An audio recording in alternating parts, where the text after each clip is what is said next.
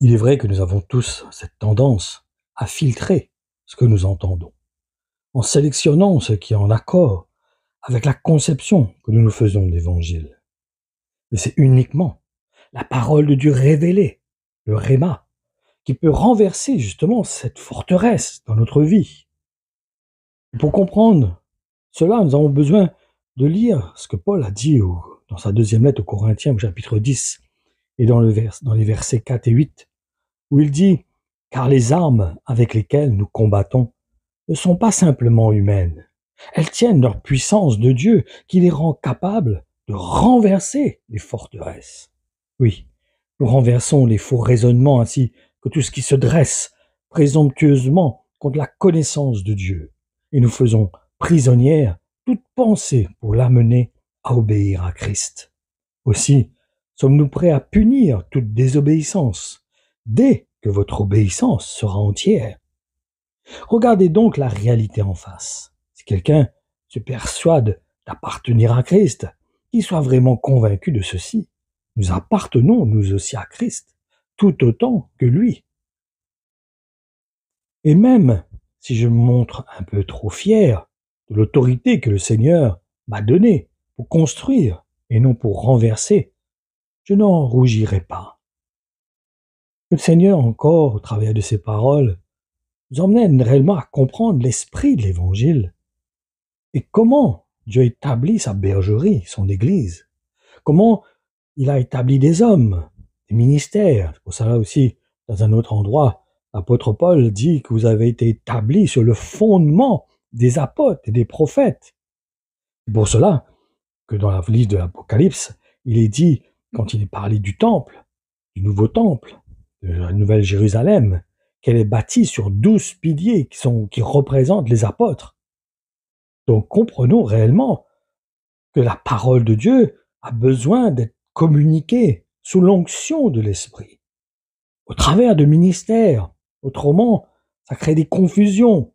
Chacun emmène la pierre à l'édifice. L'apôtre Paul dit, faisons attention à la manière qu'on construit sur le fondement. Déjà, il faut que le fondement soit là, qui est Jésus-Christ, crucifié, ressuscité, venu en chair.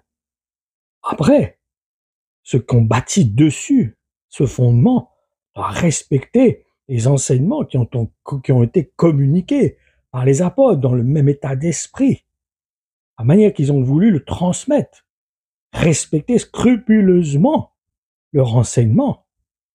Autrement, nous bâtissons en vain.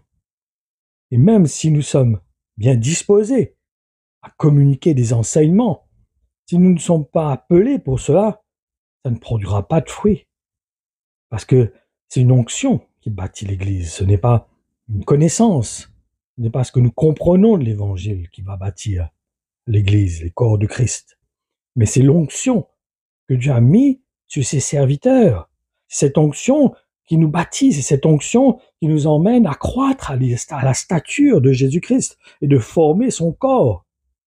Ce n'est pas une connaissance, une sagesse humaine, ce n'est pas une compréhension personnelle. On peut avoir toute la compréhension qu'on veut de l'Évangile, mais si elle n'est pas communiquée par l'Esprit, avec l'onction, dans un ministère, ce que nous faisons est juste un encouragement. Elle ne bâtira pas. Elle ne va pas emmener un établissement, une construction. Elle ne va pas emmener le frère à s'unir au corps, à devenir un seul avec le corps, à former la bergerie. Donc faisons attention, comprenons l'esprit de l'Évangile. Saisissons réellement la manière que Dieu veut bâtir son Église, afin que nous ne bâtissions pas en vain, mais que nous puissions collaborer avec l'Esprit de Dieu en respectant l'onction qui est sur notre vie, en ne dépassant pas ce que Dieu nous demande d'accomplir, que nous agissions selon l'appel que Dieu nous a donné, l'onction qu'il a mis sur notre vie, et n'allons pas au-delà. Autrement, l'apôtre Jacques est très clair, il dit que nous serons jugés plus sévèrement, que ceux qui ont enseigné seront jugés plus sévèrement, s'ils n'ont pas été appelés pour cela, s'ils n'ont pas l'onction pour cela, s'ils n'ont pas été appelés, équipés pour communiquer cette révélation, ils le font en vain. Ils seront jugés plus sévèrement. Donc, il y a une crainte dans notre cœur que nous puissions comprendre réellement notre place dans le corps de Christ. Et qu'est-ce que le Seigneur nous appelle, chacun d'entre nous, à accomplir pour son nom, que nous puissions nous limiter à cela. Ne laissons pas l'orgueil venir prendre notre cœur et nous emmener à prendre une place qui n'est pas la nôtre dans le corps de Christ. Parce que nous avons une certaine compréhension, une certaine sagesse, une certaine lumière qui pourrait nous faire croire que nous avons une certaine place dans le corps alors que ce n'est pas le cas. Donc, que nous puissions considérer réellement la pensée de l'Esprit, la volonté de Dieu, et que nous puissions nous limiter à cela.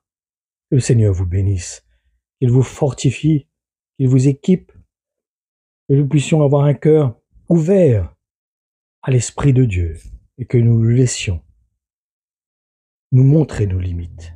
Que le Seigneur vous bénisse. Amen.